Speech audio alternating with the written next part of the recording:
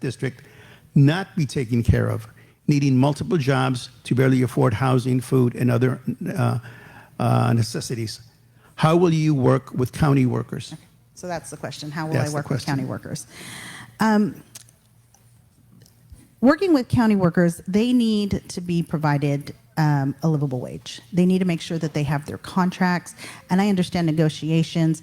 If I'm elected supervisor, when I did work for Supervisor Rubio, I was kind of a liaison between the unions or the associations that represent county workers, and during negotiations. I didn't influence, I didn't say anything. I was simply there to observe what was going on behind closed doors so that Supervisor Rubio, that I would report to, had the full story of what was going on. Because when you have the CAO and the CFO and others that are negotiating and part of the negotiating team on the union side, each one's going to give their story. But my role was specifically to cut through the minutia and find out what was going on in a trusted position. So working with county workers, I started in the county in 1999. I worked for the Kern County Library as a library clerk at Southwest Library. So I have been a county worker. I worked 30 hours a week, enough to have benefits to support my family. So I know how important it is to have a wage that will help provide for the family. You know, my father was a Vietnam veteran. He got out of the war and he became a county worker. And they said, go work for the government. That's one of the best jobs you can have because they'll provide benefits and they'll provide a good wage.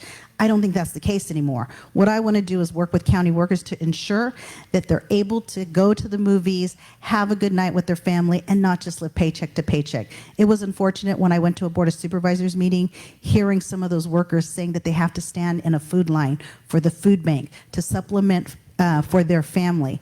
To me, that's unacceptable. We need to make sure and get back to that area where our county workers have a sense of pride, their morale is up, and they know that they'll be able to provide for their family. Thank you. I'll repeat the question again. It says, Leticia. Okay, I got it. Okay. Please don't do that to me again. That was confusing. You know,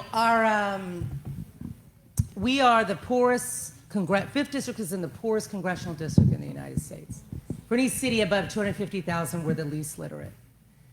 I could go on and on about the indexes that leave Kern County people in the lurch when it comes to having livable wages and acquiring the skill set necessary for upward mobility. I partnered with Mike Turnipseed of the Taxpayers Association because we saw these numbers and said this is unacceptable to Kern County.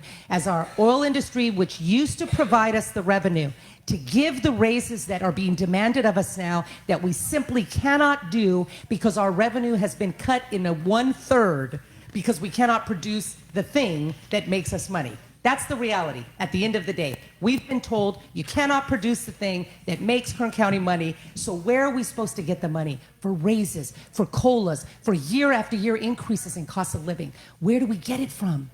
We just want to wish some magical industry here when the reality is we're being crushed on all ends by our ability to pay our own bills. We launched dual enrollment because we know that our kids are passionate, talented, that their parents are hardworking, and they want them to get the American dream, and they'll give anything for it. We launched dual enrollment so that freshmen in high school could start getting college credits. As freshmen, we have the largest dual enrollment program now in the state. We work with conservatives, we work with the business community, with anybody who will close the skills gap for our people. We put them at the top of the line. We give them that edge. We are sending kids from Arvin to Ivy Leagues with AA degrees at 18 years old, graduating in May with an AA and in June with a high school diploma. That's how you change it. We streamline it, we transform the education system, we look at what's not working, and we get rid of it, and we demand that government do better. Thank you. And